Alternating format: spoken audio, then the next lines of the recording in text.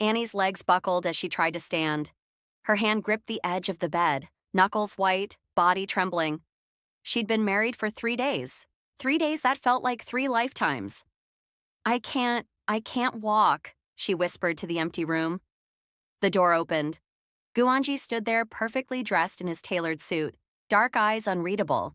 He looked at her, struggling to stand, and something flickered across his face. "Did I hurt you?" he asked quietly. "Don't." Annie cut him off, finally getting to her feet. "Just tell me why. Why did 3 wives before me run away? Why does this room have locks on the outside? Why does everyone look at me like I'm already dead?" He stepped closer, and she saw it then. The exhaustion that matched hers. The desperation. The shame. "Because I'm not normal," he said quietly. "And by the time you figure out what that means, it'll be too late to leave." 2 weeks earlier, Annie Cole sat in a marriage agency office in Lagos, staring at a contract that would save her family and destroy her life. Her mother was dying. Medical bills were drowning them. Her younger brother's school fees were overdue.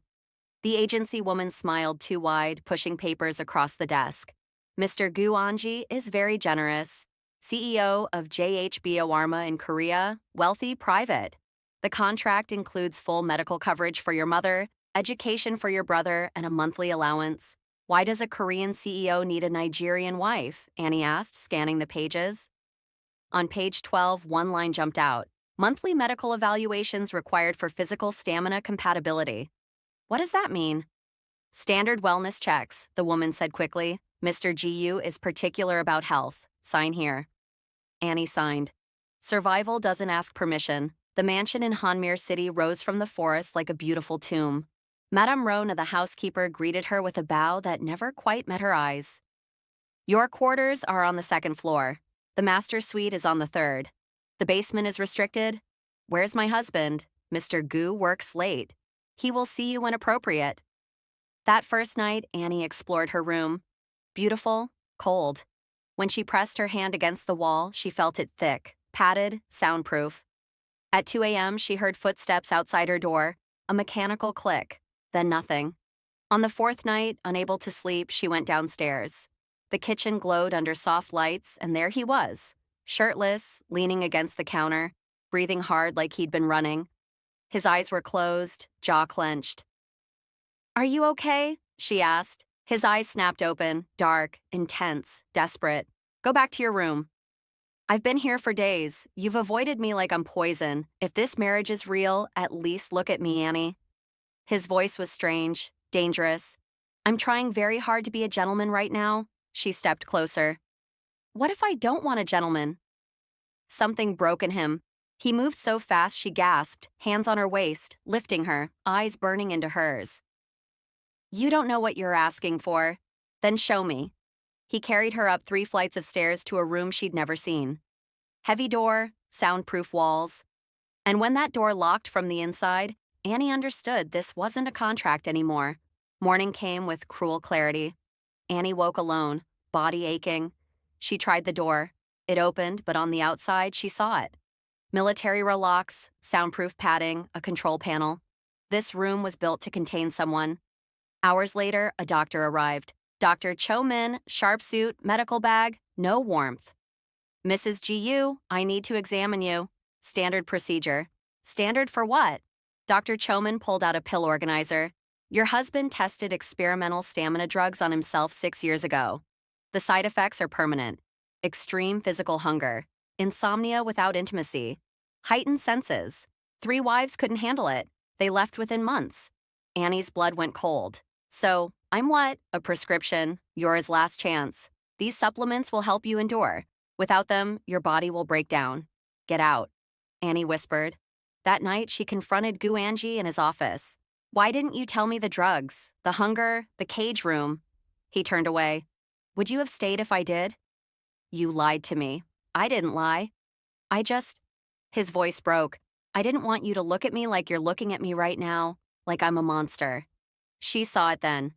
The shame, the fear, the loneliness. "I won't run," she said quietly, "but you will never lie to me again." He looked at her like she just saved his life. Days became weeks. Annie took Korean classes, explored Hammer City with bodyguards, but nights became something else. His hunger was relentless. She took Dr. Choman supplements just to keep up. Her body began to weaken. Her identity began to blur. Then his mother arrived. Mrs. Seoang, wearing Chanel and judgment. "So you're the Nigerian teacher my son bought?" His fourth wife. "I'm his wife," Annie said steadily. Mrs. Seo circled her. The others were educated, sophisticated, Korean. They still couldn't last 6 months. "What makes you different?" "Maybe because I see him as a person, not a reputation." Mrs. Seo leaned close. "My son needs someone strong enough to survive him. And darling, you look exhausted already." That night, Guanji clung to Annie with terrifying desperation. "Don't leave. Please don't leave."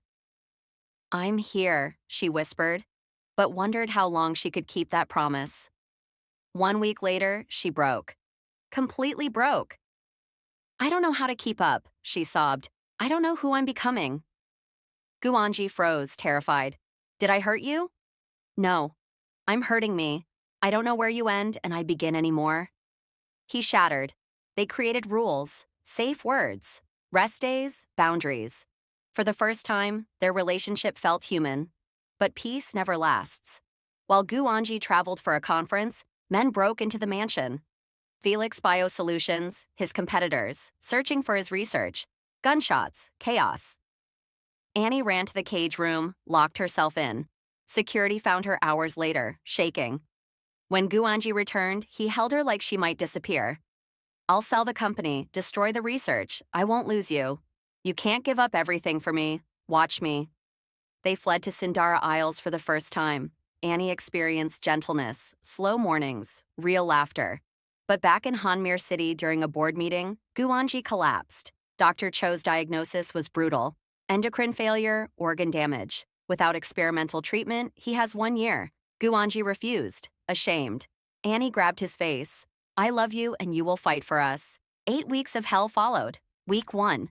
Needles screaming, Annie holding his hand. "Make it stop," he begged. "No, you fight for us." Week 3. The hunger disappeared completely. He couldn't feel anything. "What if there's nothing left?" he asked hollow. "Then we'll build someone new together." Week 6, he tried to push her away. "Leave. I'm not worth this. I didn't survive your hunger just to abandon you now." Week 8. The first time he smiled. Small, real, you stayed. I stayed. When he finally recovered, their first intimate moment was different. Slow, gentle. He touched her like she was sacred. "I don't know how to be normal," he whispered.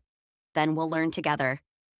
Before their vow renewal, Annie met Bianca Rivers, one of Jinaween's ex-wives, in a quiet cafe. "Loving him eroded me slowly," Bianca said gently. "I didn't notice until I looked in the mirror one day and didn't recognize myself. Just don't lose yourself trying to save him." Annie wanted to argue but couldn't because some nights she still didn't recognize the woman in the mirror either. They renewed their vows in the garden. Small, quiet, real. "I choose you," Annie said. "Not because of a contract, because you're mine." "And I choose you," Guanji replied. "Not as medicine, as my wife." On their anniversary, Guanji gave her a silver key. He led her to the old cage room. It was transformed art supplies, easels, canvas, light streaming through new windows. "This was my prison," he said softly, voice thick with emotion. "Now it's your sanctuary. The lock only works from the inside." "You're free," Annie cried, "not from pain, from freedom. From finally understanding what love without consumption felt like." Now Annie and Gu Angie sleep in an unlocked bedroom, their newborn daughter nearby Hamir City glowing outside. What began as a cage became a home.